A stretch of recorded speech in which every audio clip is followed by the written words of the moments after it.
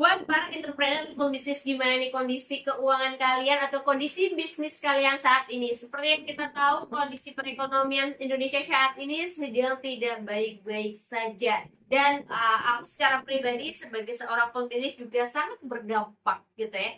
Dari beberapa karyawan jadi beberapa karyawan gitu ya. Penjualan omset berapa jadi omset berapa gitu. Tentunya cukup sangat gratis, apalagi kalau dibandingkan dengan tahun 2024 kemarin. 2025 ini dari awal Januari sampai sekarang gitu ya, tidak ada kenaikan yang signifikan gitu, bahkan masih bisa bertahan sampai saat ini, itu luar biasa.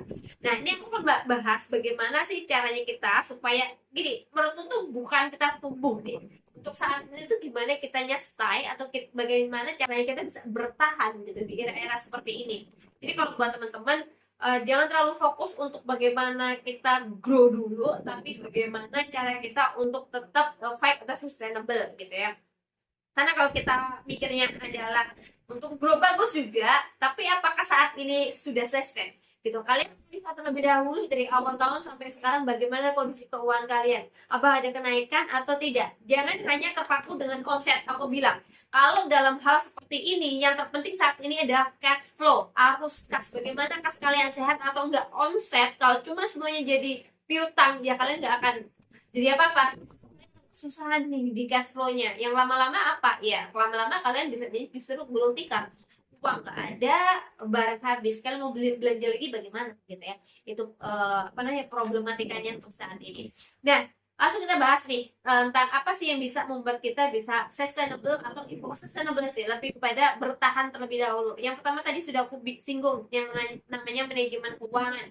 Hindari gitu ya yang namanya hutang atau piutang di teman-teman saat ini gitu, karena ini bisa bikin kita terjebak gitu ya. Omsetnya besar tapi hutangnya nggak ada, cash flow-nya nggak ada, kita nggak bisa bayar biaya, kita nggak bisa bayar, apalagi misalnya nih teman-teman punya hutang di bank gitu ya, kita nggak bisa bayar kewajiban kita nggak bisa bayar gaji, kita nggak bisa bayar sewa, itu ya sudah, mau gimana lagi gitu ya. Mau nggak mau kan kita harus tutup. Nah, ini kalau tutup kan dampaknya juga lumayan nih ke karyawan dan sebagainya. Terus yang kedua adalah manajemen stok nih. Kalian benar-benar harus perhatikan manajemen stok kalian. Produk yang laris apa? Produk yang nggak laris apa? Jangan sampai kalian salah nyetok barang. Kalau sampai salah nyetok barang, ya uang kalian akan mandek di situ. Yang aku selalu bilang, manajemen stok itu penting. Tidak cuma manajemen keuangan yang pertama, yang kedua adalah manajemen stok tadi yang aku bilang.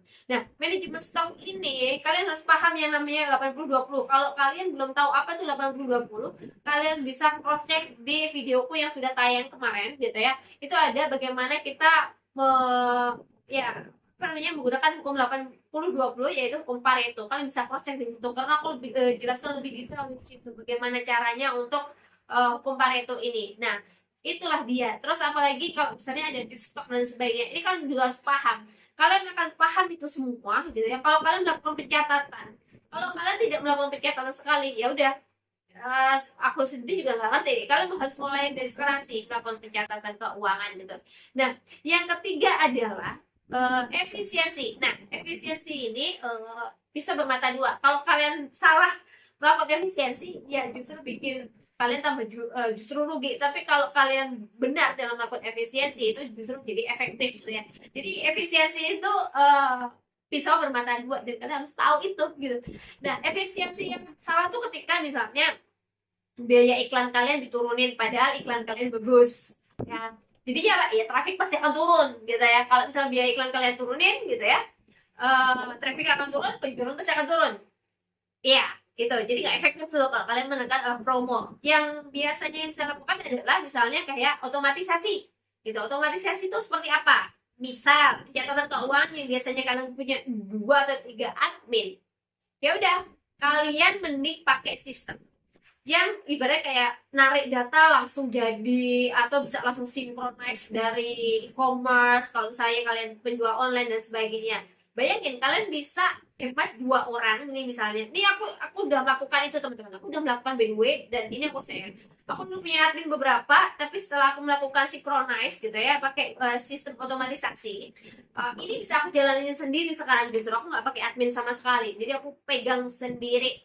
Jadi tinggal aku ini terus udah jadi per bulannya kalian bisa mungkin bayar 500-700 ribu. Bayangin Dari misalnya 2 orang, katakanlah paling kecil berapa gajinya, 1,5, misalnya 2 kali 2 3 juta gitu ya, kalian cuma bayar 700.000 aja sudah mengcover 2 administrasi itu tadi. Nah, itulah salah satu contoh bentuk efisiensi yang efektif, teman-teman. Jadi tadi ada 3 ya, manajemen keuangannya kalian, terus ada manajemen stoknya kalian, terus melakukan efisiensi gitu.